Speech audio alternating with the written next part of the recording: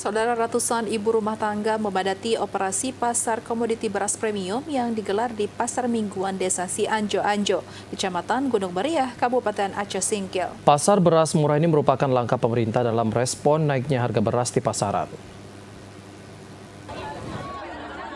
Operasi pasar beras murah ini merupakan hasil kerjasama Dinas Perindustrian dan Perdagangan Provinsi Aceh dengan Perum Bulog Kanwil Aceh.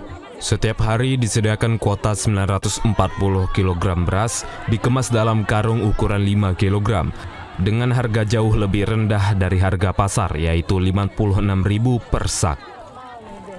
Tingginya antusias masyarakat, khususnya kaum ibu rumah tangga, menyebabkan antrian panjang yang terjadi sejak pagi.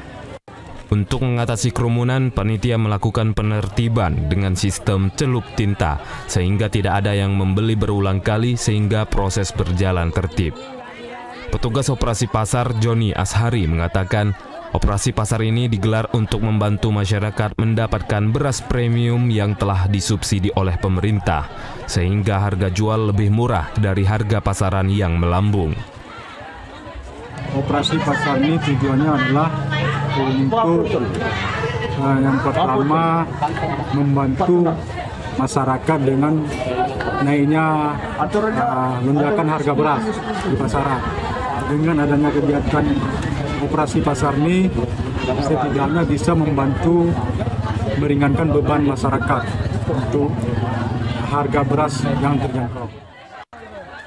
Sementara itu, warga Sumarni berharap kegiatan ini dapat dilaksanakan secara rutin, khususnya saat lonjakan harga seperti ini, sehingga makin banyak warga miskin yang menerima manfaat.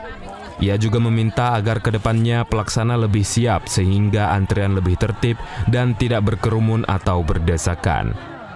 Dari Aceh Singkil, Jakartawan Adi Nugraha, TVRI Aceh melaporkan.